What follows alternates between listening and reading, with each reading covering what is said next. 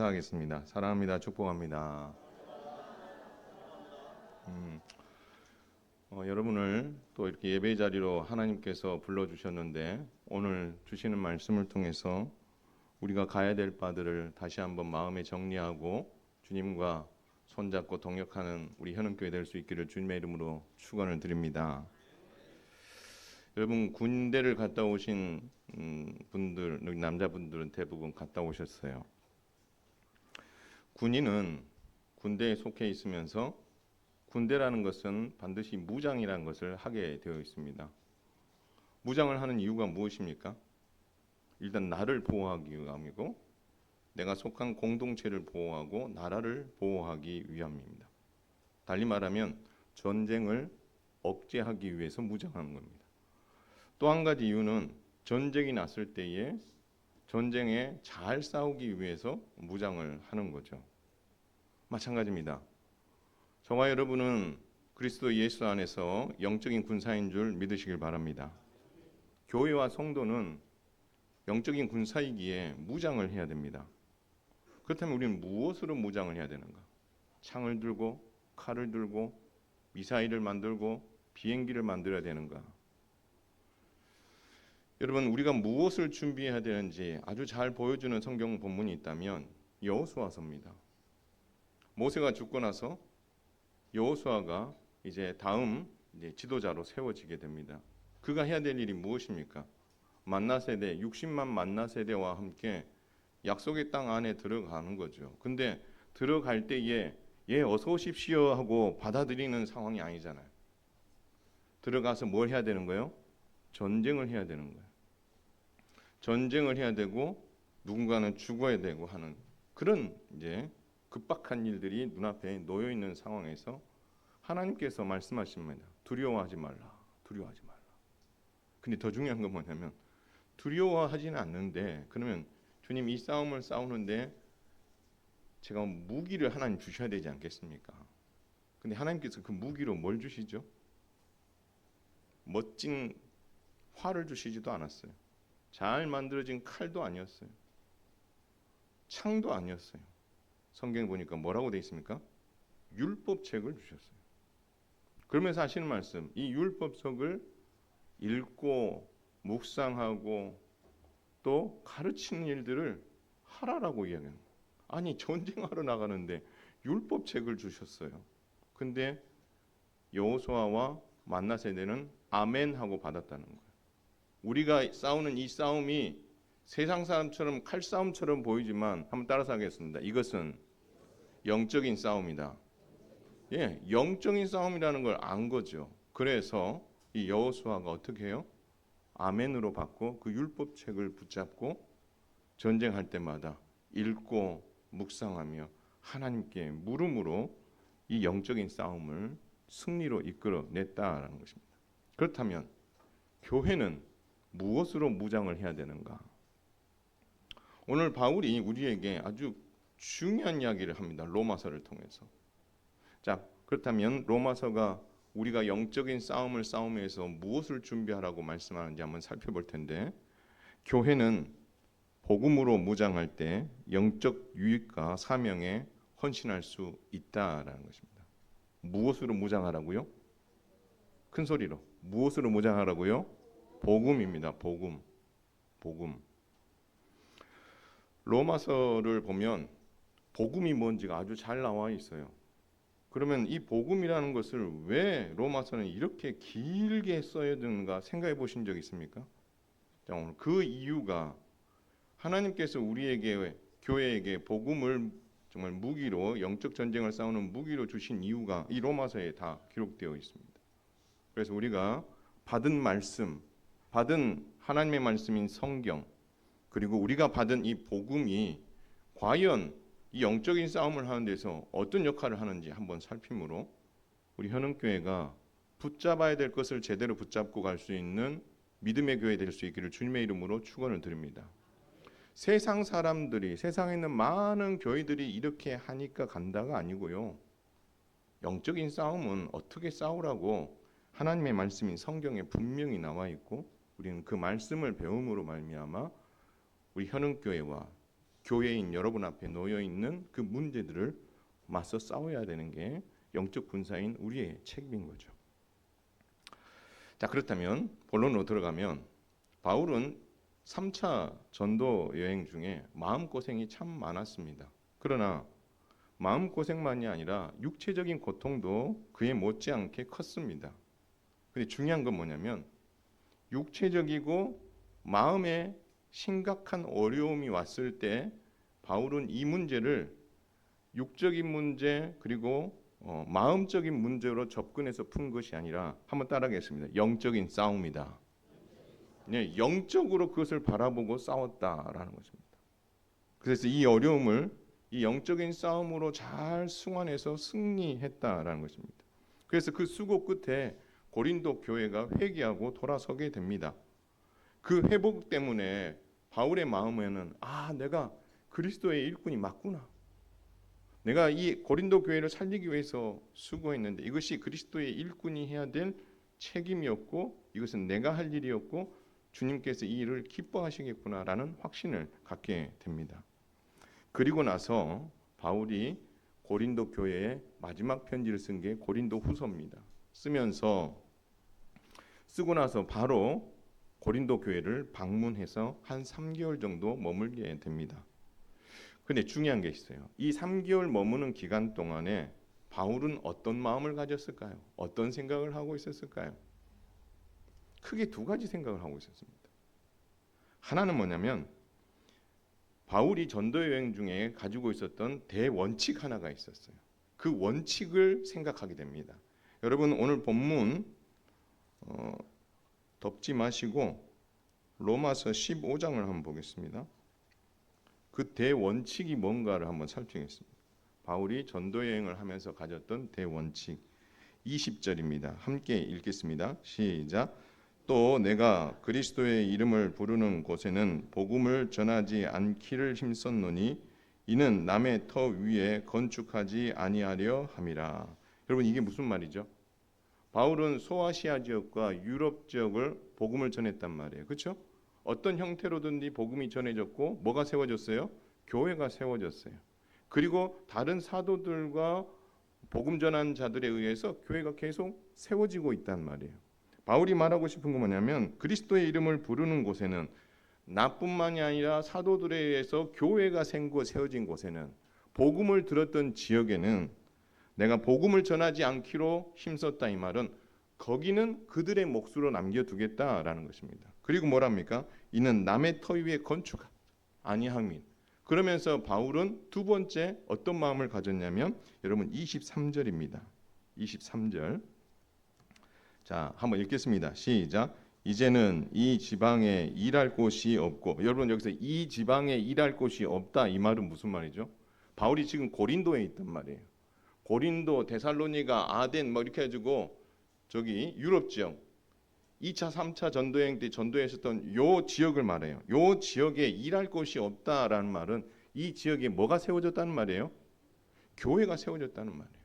그 교회를 통해서 하나님 나라가 전해지고 복음이 계속 전해질 것이다. 그렇기 때문에 내가 원칙으로 세웠던 원칙에 비교해 봤을 때 내가 여기 있을 이유가 있다 없다?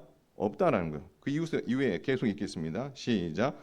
또 여러 해 전부터 언제든지 서바나로 갈 때에 너희에게 가기를 바라고 있었으니 서바나가 어디냐면 스페인입니다. 이 당시 서바나면 땅끝입니다. 주님께서 예루살렘과 온 유대와 사마리아와 어디라 그랬어요? 땅끝까지. 그런데 이 당시에 땅끝을 어디로 생각했냐면 스페인으로 생각하죠. 그렇기 때문에 바울은 어떻게 해요? 이 마음을 가지고 있었어요. 내가 땅끝 복음 전파에 남은 생애를 바쳐야 되겠다.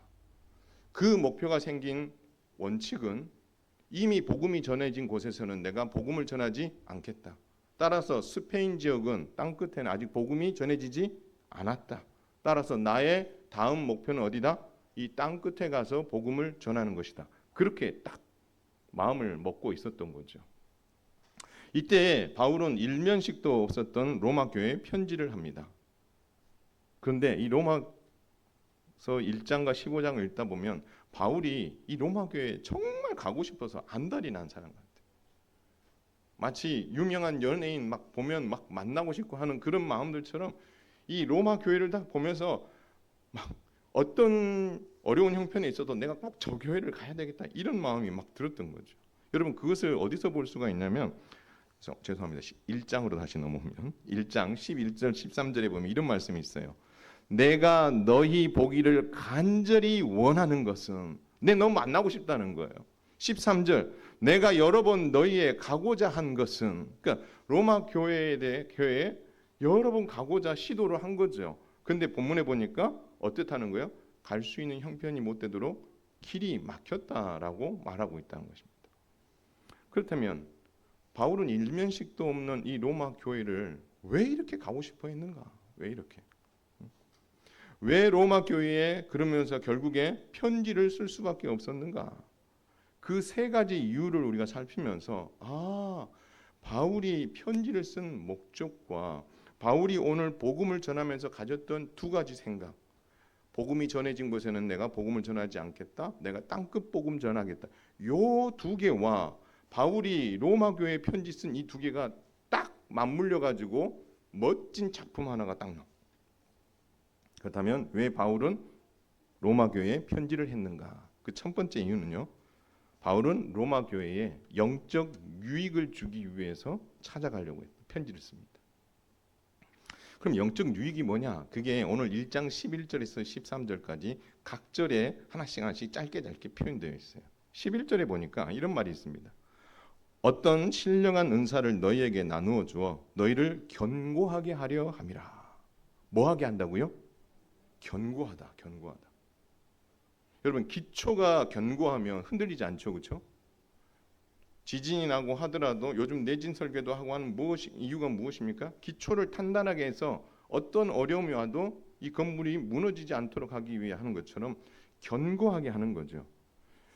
결국 이 영적인 유익이라는 것은 로마 교회를 견고하게 하기 위함이었습니다. 근데 여기서 중요한 게 뭐냐면 견고하게 하려 함이다라고 했을 때 그냥 읽으면 이건 마치 바울이 가서 무언가를 열심히 함으로 말미암아 견고해질 것처럼 이렇게 기록되어 있어요. 그런데 견고하게 하려 함이라 이 말은 신적 수동태입니다. 이 말은 뭐냐면 하나님께서 나를 통해서 그 일들을 하실 것이다. 그렇게 이야기하는 거죠.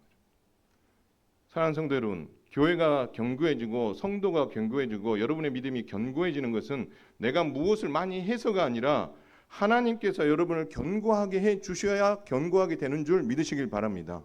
그래서 기도하셔야 돼요. 하나님, 내 믿음을 견고하게 해 주옵소서.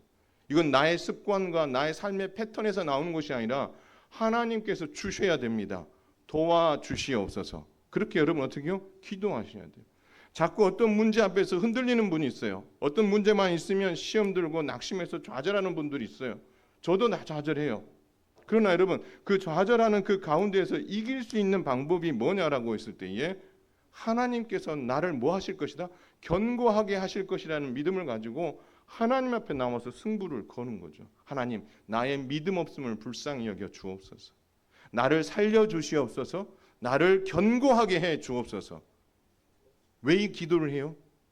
이 견고하게 해주신 건 누가 하실 수 있는 거예요? 하나님이 하실 수 있는 거예요. 그래서 바울이 말하는 게 뭐냐면 로마 교회를 견고하게 하시는 분은 내가 아니라 누구라는 거예요? 하나님이시다. 그 얘기를 하고 있는 거예요. 나는 하나님의 대리자로서 거기 갈 뿐이고 하나님께서 당신들을 견고하게 해 주실 것입니다. 더 나아가서 이 로마 교회에게 마치 고린도 전서 12장에 나와 있는 영적인 많은 은사들처럼 그 은사가 누구로부터 왔어요? 성령님으로부터 왔어요. 따라서 그 많은 은사들을 주시는 성령님으로 말미암아 너희가 도움을 받아서 그렇게 견고하게 되기를 원한다. 그래서 바울이 로마 교회의 영적인 유익을 위해서 편지를 쓰는데 그 유익은 바로 그들이 견고하게 서도록 하는데 목적을 두고 이 편지를 썼다는 거예요. 두 번째 쓴 목적은 12절에 나와 있습니다. 이는 곧 내가 너희 가운데에서 너희와 나의 믿음으로 말미암아 피차 안위함을 얻으려 함이라. 안위함을 얻는다 말은 서로 격려를 받고자 합니다. 이렇게 볼 수 있습니다. 서로 격려를 받고자 합니다. 바울이 일방적으로 로마 교회를 찾아가서 그들을 위로하고 격려한다는 말이 아니에요. 바울은 로마 교회에게, 로마 교회는 바울에게 위로가 되고 격려가 된다. 여러분, 우리가 한 교회 공동체에 살지만, 함께 믿음 생활하지만, 믿음이 성숙한 사람이 믿음이 연약한 사람을 위로하고 격려한다고 생각하시면 안 됩니다. 우리 보통 그렇게 생각해요. 내가 믿음이 좀 있으니까 연약한 사람들을 권면하고 위로하고 격려한다고 생각하죠. 아닙니다. 바울은 오늘 말합니다. 바울이 로마 교회를 어떻게 해요? 위로하고 격려하고, 또 로마 교회는 바울을 위로하고 격려해 주는 거예요. 나 혼자 뭘 자꾸 주고 나 혼자 누군가를 채워준다고 생각하시면 안 돼요. 내가 힘을 얻고 내가 능력을 얻는 것은 누구로부터 오는 거예요? 하나님으로부터 오는 거지만, 함께 믿음 생활하는 성도로부터 위로와 격려가 나에게 주어질 때 나는 힘이 생기는 거고, 또 나의 위로와 격려로 인해서 누군가가 세워주고 힘을 얻을 수 있는 거다라는 거죠. 따라서 우리가 함께 믿음 생활하면서 우리의 말과 표현이 아주 중요한 이유가 거기에 있는 거예요. 내가 어떤 말을 표현했을 때에 그 지체로 말미암아 위로가 생기고 격려가 생겨 힘이 나게 만드는 말을 하는 사람과, 뭔가 말을 했는데 맞는 말은 했는데 들으면 기분 나쁘고 속상하고 그래 니 잘났다 이 생각이 들도록 표현한다면 그것은 옳은 위로와 격려가 아닌 거죠. 가는 말이 고와야 오는 말이 곧다 이렇게 표현하면, 또 달리면 가는 위로와 격려가 좋아야 오는 위로와 격려도 좋은 거예요. 이것이 서로에게 뭐가 되는 거예요? 힘이 되는 거예요. 윈윈하는 거예요. 그래서 바울이 말하는 겁니다. 그러면서 이런 서로의 격려가 있어야 되지만, 정말 중요한 것은 이 위로와 격려를 주시는 분은 앞서 이야기했던 그 은사를 주신 성령님께서 주시는 거다. 그렇게 이야기합니다. 그래서 여러분 꼭 기도하셔야 돼요. 하나님, 내가 위로받고 싶습니다. 내가 격려받고 싶습니다. 성도들로부터 격려받고 싶고, 하나님, 내가 누군가를 격려하고 위로하고 싶습니다. 네, 하셔야 되죠. 근데 중요한 것은 이 모든 것의 출발이 누구로부터 온다는 거예요? 성령 하나님으로부터 오는 줄 여러분 믿으시기를 바라고, 여러분들이 날마다 이런 일들 앞에서 하나님께 물어야 되는 거예요. 성령님, 내가 그에게 찾아가서 어떤 위로를 주기를 원하십니까? 어떤 격려를 원하십니까? 나의 경험치를 말하는 것이 아니라 성령께서 주시는 그 마음으로 위로하고 격려하는 것, 그것이 서로에게 교통할 때에 시너지 효과가 일어나고 윈윈이 일어나며 영적인 유익이 있다라고 말합니다. 마지막은 바울이 이 편지를 쓴 이유는 뭐냐면 13절에 나옵니다. 열매를 맺게 하려 합니다라고 이야기합니다. 여러분, 로마 교회에도 속한 그리스도인들이 있고, 그리스도인들은 이미 영적인 열매를 맺었습니다. 예수 그리스도를 믿음으로 말미암아 그 열매를 가진 거죠. 그런데 바울은 오늘 열매를 맺게 하려 함이라는 것은 가서 본인이 뭔가 사역을 해서 열매를 맺겠다 이 표현도 되지만, 또 다른 표현으로 하면 뭐냐면 그들의 열매를 보고 싶다는 거예요. 영적인 열매를, 그들이 거두었던 그 영적인 열매들을 내가 보고 싶다라고 말합니다. 이 보고 싶다는 것은 감찰하는 게 아니에요. 가서 확인하고 싶은 거예요. 그리고 이 교회가 내가 감당하고자 하는 그 사명을 같이 감당할 수 있을지는 어떻게 해요? 확인해 보고 싶은 거예요. 그러므로 말미암아 이 세 가지를 통해서 바울은 이 편지를 통해, 그리고 이 로마 교회에게 영적인 유익을 주기 위해서 이 편지를 쓰고 있다라는 것입니다. 사랑하는 성도 여러분, 하나님께서는 저와 여러분에게 은사를 통해서 여러 모양의 영적인 열매를 맺게 해주신 줄 믿으시길 바랍니다. 이 영적인 열매는 모두 성령님께서 주신 선물들입니다. 그렇다면 우리가 서로 받은 이 은사와 거둔 이 영적인 열매를, 모든 것을 있게 하신 성령 하나님을 찬송하고 성령님께서 주시는 위로와 격려를 서로 나눔으로 우리는 견고하게 설 수 있다.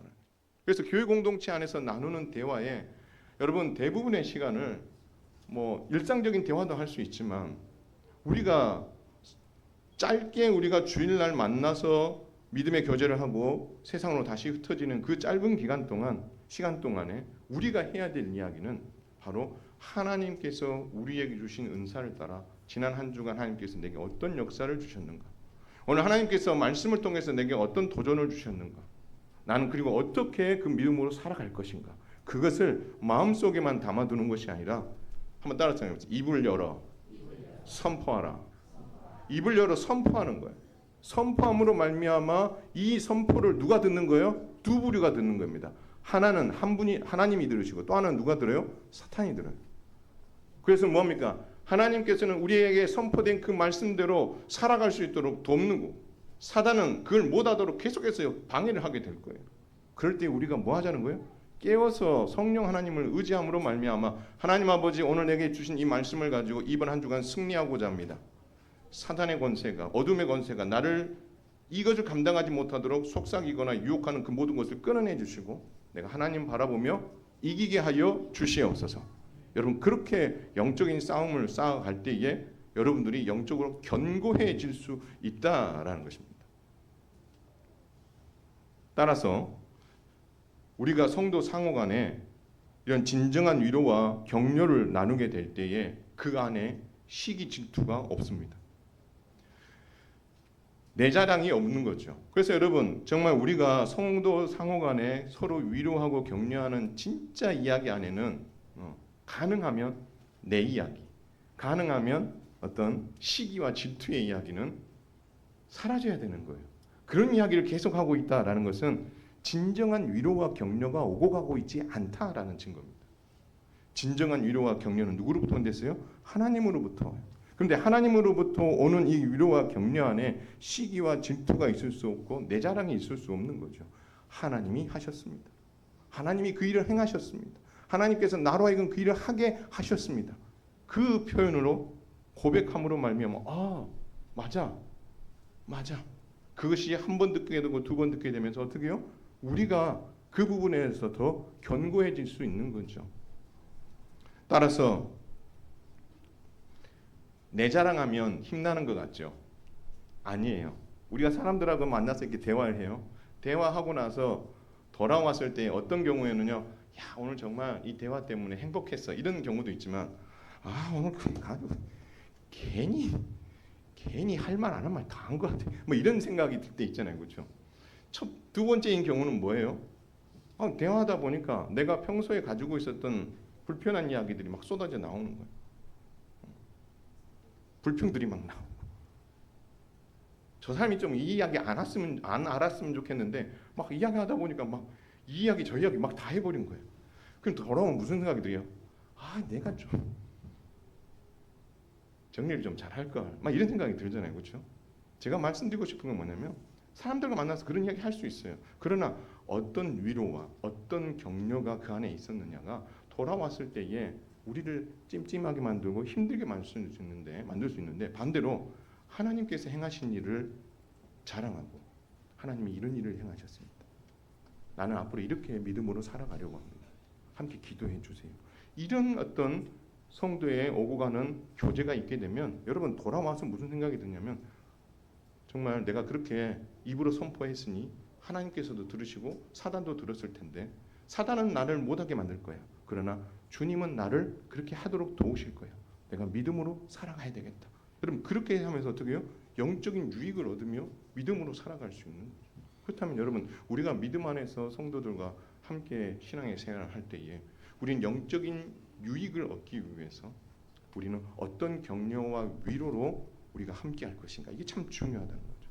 정말 오늘 주님이 우리에게 말씀하신 말씀처럼 하나님을 자랑하고 하나님의 일하심을 높여드리고 그런 이야기로 가득하고 하나님 앞에서 내가 어떻게 굳건하게 설 것인가를 이야기하고 기도를 요청하고 이런 어떤 믿음 안에서 건강한 교제를 통하여 위로를 얻고 힘을 얻어 하나님 나라의 일을 위해 멋지게 쓰임받는 우리 현흥교회 성도들 다 되시기를 주님의 이름으로 축원을 드립니다.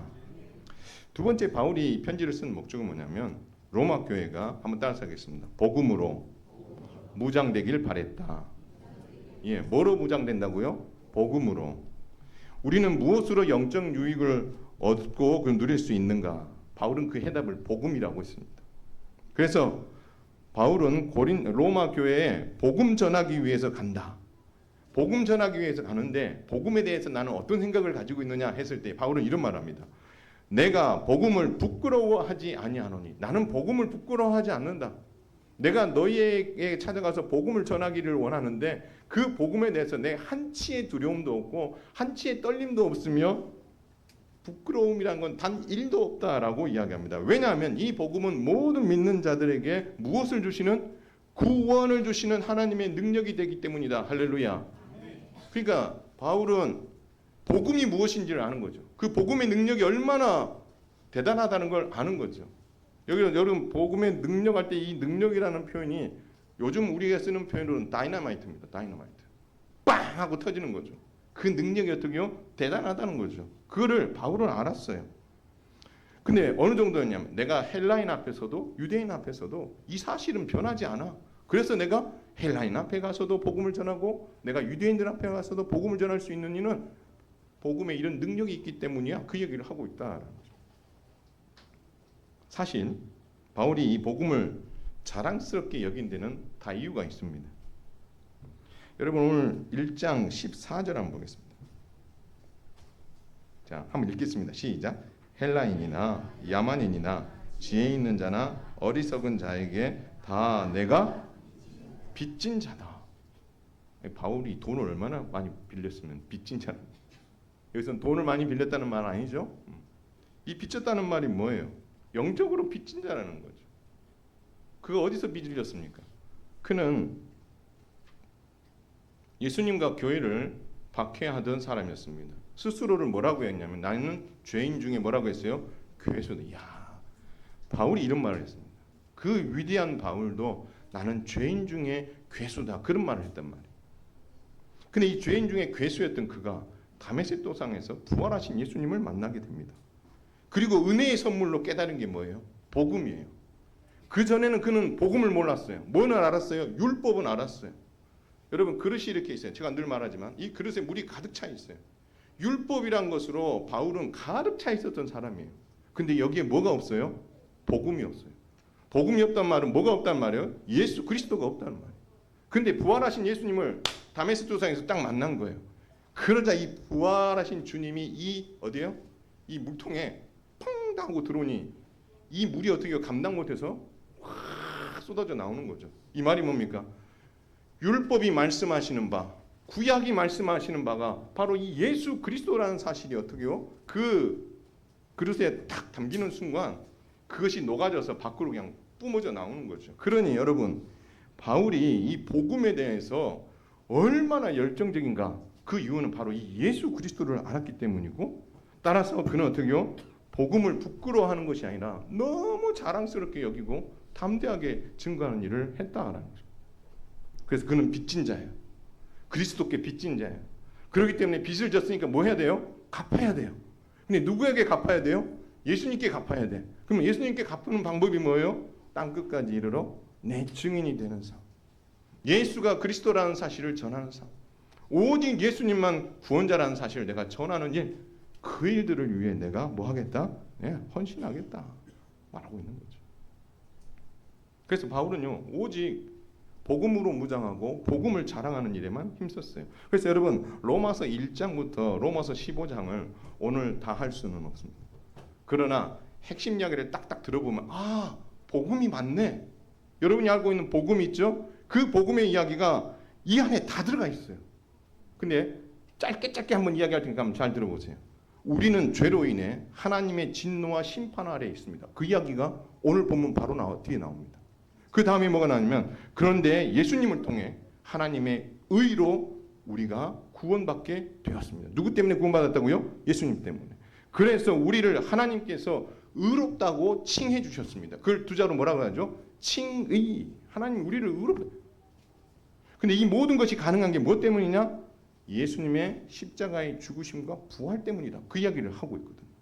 따라서 이 일로 인해서 우리에게 주어진 복이 뭐냐? 다른 게 아니다. 우리는 죄로부터 해방되었다. 그 이야기를 쓰고 있는 거예요. 그런데 죄로부터 해방되었는데 우리는 연약해서 또 죄를 범한다는 거예요. 죄의 법을 섬길 수 있다는 겁니다. 우리의 연약함들을 이야기합니다. 그럼에도 불구하고 그 다음 이야기하면요. 그럼에도 누구도 결코 너희를 정죄할 수 없으며 구원은 확실하다라고 이야기해 주고 있는 거예요. 이게 복음인 줄 믿으시기 바랍니다. 그래서 우리의 연약함 때문에 범죄하더라도 주님 앞에 나와 회개하게 되면 사단은 우리를 향해서 봐라, 너 신앙생활 그렇게 하는데 그렇다고 네가 성도라고 할 수 있어? 라고 우리를 어떻게요? 깎아내리고 좌절하게 만들지만 주님은 우리에게 말씀합니다. 그 누구도 결코 정죄할 수 없다라고 말씀합니다. 왜요? 예수님의 십자가의 죽으심에 피가 있기 때문에 그렇고 하나님께서 우리를 의롭다고 칭해 주셨기 때문에 너희의 구원은 확실하다. 그렇다면 어떻게 살래? 너희는 영적 예배자로 살아야 되고 이웃을 사랑하며 실천하는 삶을 살아야 된다. 그 이야기가 1장부터 15장 중반까지 길게 이렇게 써놓은 거예요. 사랑하는 성도 여러분, 이 복음의 진리를 굳게 믿고 끝까지 붙잡기를 주님의 이름으로 부탁을 드립니다. 이것이 우리가 복음을 자랑할 이유이며 성도 되게 하신 이유다라는 것입니다. 바울은 이걸 한 거죠. 그 전에는 몰랐는데 주님을 만나는 그 순간에 이 구약이 예수님과 그냥 쫙 연결이 되면서 그가 몰랐었던 그 한 끝을 통하여서 그의 영혼이 어떻게 해요? 새롭게. 그래서 죄인 중에 괴수였던 그가 그리스도를 위한 복음의 일꾼으로 살아가는 기적이 일어났잖아요. 바울이 교회인 로마 교회를 사랑하게 했어요.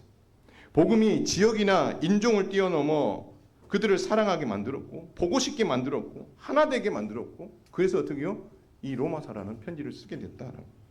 따라서 여러분, 복음은 성도 상호 간의 관계를 건강하게 만듭니다. 내가 정말 건강한 신앙생활을 하고 있는가? 내가 복음으로 말미암아 건강한 신앙생활을 하고 있는가? 여러분, 그걸 알 수 있는 비결은 복음으로 말미암아 건강한 성도는요, 성도들이 보고 싶은 거예요. 사랑하고 싶은 거예요. 교회를 사랑하고 싶고 성도를 사랑하고 싶은 마음. 부족한 면도 있어요. 맨날 싸워요. 그런데도 뭐예요? 그도 하나님의 자녀고 그도 복음을 들고 있고 나도 복음을 들고 있고 그럼 우리가 뭐 해야 되겠다는 거예요? 서로 어떻게 해요? 함께 손잡고 복음으로 서로 보고 싶어. 복음으로 서로 사랑하고 위로는 하나님께로부터 오지만 복음은 그리스도 안에서 우리를 서로 격려하게 만들고 위로하게 만들어주는 거죠. 여러분 안에 뭐가 있으면 일이 가능하다고요? 복음에 대한 뜨거운 열정이 여러분 안에 있으면 가능하다라고 말씀하고 있습니다. 여러분, 복음을 바로 알고 복음으로 충만할 수 있게 되기를 주님의 이름으로 축원을 드립니다. 이것이 내가 영적으로 살고 있다는 증거고 내가 성령으로 충만하다는 증거이며 믿음으로 굳게 설 수 있는 힘이 된다라는 사실입니다. 그래서 여러분, 내가 지금 낙심하고 좌절한 자리에 있다면 여러분, 복음으로 돌아가셔야 돼요. 이 복음이 나를 살렸는데 내가 지금 살아있는가 죽어있는가? 내 영혼이 정말 살아있는가 죽어있는가? 상황 보지 마시고요. 하나님 앞에서 몸부림치세요. 이 복음이 나를 살린다고 했는데 나를 이미 살렸는데 나는 이 복음을 붙잡고 살지 않음으로 말미암아 살았는데 죽은 자와 같이 내가 살고 있지 않은가? 문제가 무엇이냐? 복음이 문제냐? 내가 문제냐 했을 때 복음은 문제가 없거든요. 그러면 문제가 없는 복음에게 나가서 그 부분을 어떻게 해결해야 되지 않겠어요? 하나님 앞에 나가서 그 문제 해결해야 되지 않겠어요? 하나님 살려주세요. 하나님 살려주세요. 하나님 살려주세요.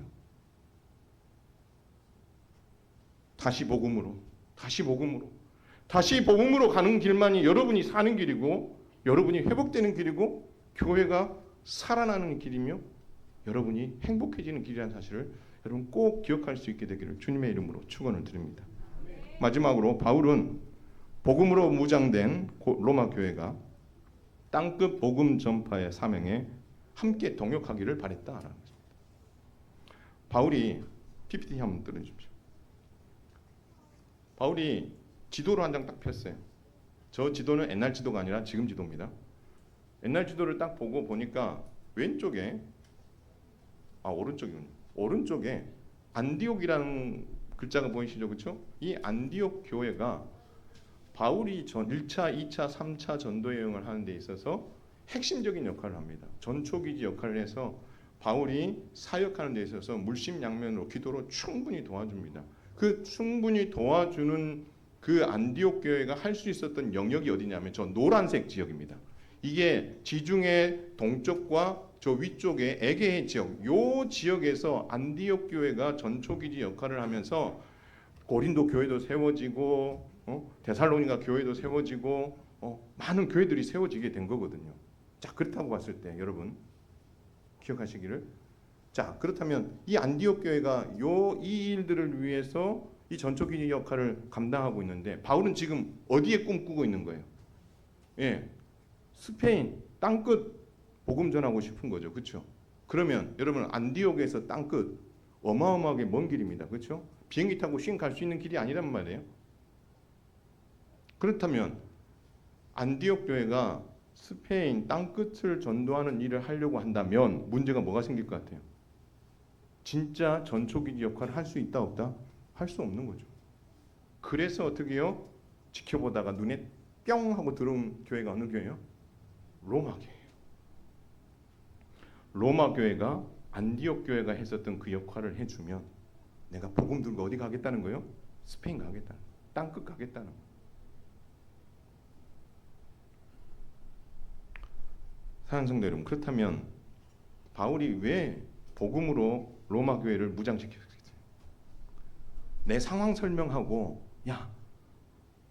내 상황 설명하고 내가 지금 거기 가고 싶은데 너 좀 도와줄래? 이렇게 이야기하면 이야기가 된다 안 된다? 안 되는 거예요. 그러면 이 복음이 뭘 하는 거예요? 군부를 떼는 거예요. 로마 교회 성도들의 마음에 뭐를 지르는 거예요? 불을 지르는 거예요. 이야, 이 복음이 이렇게 하나님의 능력이었어. 그걸 어떻게 그의 마음에 불 지르는 거죠. 불을 지른 다음에 어떻게 해요? 바울이 그 교회를 가서 이제까지 1차, 2차, 3차 전도 때 했던 그 모든 사역을 보고하고 이제는 여기가 아니라 어디다? 서마다. 이제는 땅끝인 스페인으로 가야 된다. 이것이 주님이 우리에게 명령하신 거다. 그렇게 해서 어떻게 그들의 마음에 감동과 동의를 얻어서 그렇다면 나는 복음 들고 갈 테니까 너희는 내가 그 일을 할 수 있도록 기도해주고 물질적으로 돕고 여러 가지로 협력해주면 좋겠다. 오케이. 이걸 어떻게 서로 같이 손잡고 가자. 이 이야기를 하고 싶어서 이 편지를 쓰고 있더라라는 것입니다. 결국 바울이 복음을 이렇게 강조한 가장 큰 이유는 땅끝 복음 전파를 위한 주님의 지상 명령을 어떻게 해요? 온전히 이루기 위함이었다라고 말씀하고 있다라는 것입니다. 사랑하는 성도 여러분, 역시 복음입니다. 복음은 사명에 동역하고 헌신하게 만듭니다. 바울이 로마 교회를 방문해서 만나려고 했었던 가장 큰 이유는 복음과 그들의 그 열매를 확인하는 거예요. 마치 하나님께서 아브라함을 통해서 너 복주게 해놓고 그리고 이삭을 선물로 주신 후에 너 이삭 바쳐라고 했었던 것이 이삭을 진짜 죽이라는 것이 아니라 너가 나와 함께 제사장 나라를 위한 그 일들을 함께 갈 수 있는지 증명해 보이라는 거예요. 증명해 보여라. 근데 그 증명을 아브라함이 했어요, 안 했어요? 했어요. 그래서 아브라함과 손잡고 2000년을 온 거거든요. 바울이 오늘 로마 교회에게 이렇게 한 이유도 똑같은 거예요. 그들에게 복음을 주는 거죠. 다시 한번 복음으로 그들의 영혼을 어떻게 일깨우는 거예요. 그리고 그들이 어떤 열매를 맺었는지를 확인하는 거예요. 그리고 나서 그들에게 주신 기능과 달란트와 사명을 확인시켜주고 나와 너희가 조화를 이루면 하나님 나라 건설, 예수 그리스도를 자랑하는 그 명령을 우리가 동역할 수 있어. 함께 손잡고 가자. 예수님께서는 71년 전에 우리 현흥교회를 이 현흥과 암양과 경산 이 지역에 맡겨주신 가장 큰 이유는 이 현흥교회가 복음 전파를 위한 전초기지가 되기 위함임을 여러분 꼭 기억할 수 있기를 주님의 이름으로 축원을 드립니다. 우리 앞으로 그 일들 계속 해 가야 되는 거예요. 지상 명령이기 때문에. 그러나 여러분들이 그 일을 해야 되는 일들을 머릿속으로만 아는 게 아니라 당연히 그 자리에 나아가야 되려고 할 때에 여러분 우리가 준비해야 될 게 있습니다. 그게 뭐냐면 돈이 아닙니다. 선물도 아닙니다. 뭐예요? 복음을 여러분들이 다시 한번 어떻게 해요? 복음으로 재무장하는 거예요. 내가 복음으로 살아났다는 건 이 복음이 하나님의 능력이 된다는 그 사실 여러분이 어떻게 해요? 충분히 숙지하고 여러분의 심령이 불타오르는 그 일들이 일어나게 될 때에 하나님께서는 현흥교회를 통해서 이 현흥교회가 이 지역의 전초기지가 되어 많은 영혼을 살리는 일들을 감당하게 하실 줄 믿으시길 바랍니다. 이 일을 여러분 함께 손잡고 감당하며 하나님의 마음을 시원하게 해드릴 수 있는 우리 모두가 될 수 있기를 주님의 이름으로 축원을 드립니다. 그런데요, 교회만이 아닙니다. 여러분도 마찬가지. 여러분 한 사람 한 사람이 교회입니다. 하나님께서는 여러분을 전초기지 삼으시고 싶은 거예요. 교회는 지역교회로서 서 있지만 여러분은 개교회로서 어떻게 해요? 여러분의 삶의 현장에 나가 있잖아요. 여러분의 가정, 여러분의 일터, 주변에 있는 사람들 속에서 여러분 교회로 서 있는 거예요. 교회로. 여러분 안에 복음이 있어야 돼요. 복음이 없이 살아가면서 어떻게 주님이 교회에게 명령하셨는 전초기지 역할을 여러분이 감당할 수 있겠느냐라는 거죠. 오늘부터 기도하시면 좋겠어요. 하나님, 내가 복음으로 말미암아 살아났는데 하나님 내 영혼을 다시 한번 깨워 주시옵소서. 예수 그리스도의 십자가의 죽으심과 부활의 능력, 그 복음의 능력을 내가 다시 한번 회복하고 싶습니다. 이 문제를 내가 사람의 방법으로 풀지 아니하고 이 어려운 순간을 내가 하나님의 방법으로 복음으로 풀고 싶습니다. 내 열정이 식어져 있는데 열정이 식어진 이 문제를 다른 데서 찾지 아니하고 복음으로 해결하고 싶습니다. 하나님 나를 다시 한번 만나 주시옵소서. 하나님 내가 복음으로 무장하겠습니다. 제가 복음의 전초 기지가 되겠습니다. 우리 현흥교회가 그 전초 기지가 되겠습니다. 여러분 이 마음을 가지고 복음과 그의 나라를 위해서 살아가게 된다면 따라서 하겠습니다. 하나님께서 기적을 베푸신다. 믿으시기 바랍니다.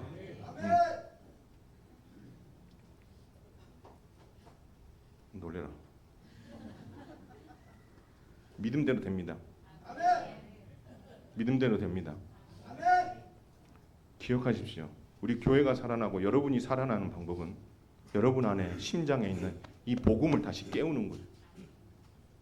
함께 깨움으로 말미암아 하나님께서 이 교회를 통해서 여러분을 통해서 어떤 일을 행하실지 한번 기대해 보시고 싶지 않으세요?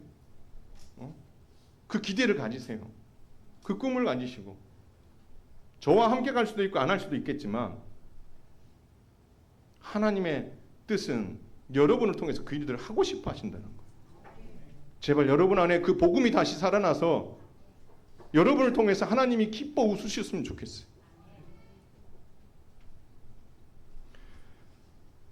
이 기적이 다른 사람에 의해서 일어나는 것이 아니라 나로부터 시작되는 놀라운 은혜가 있게 되기를 주님의 이름으로 축원을 드립니다. 찬송하겠습니다.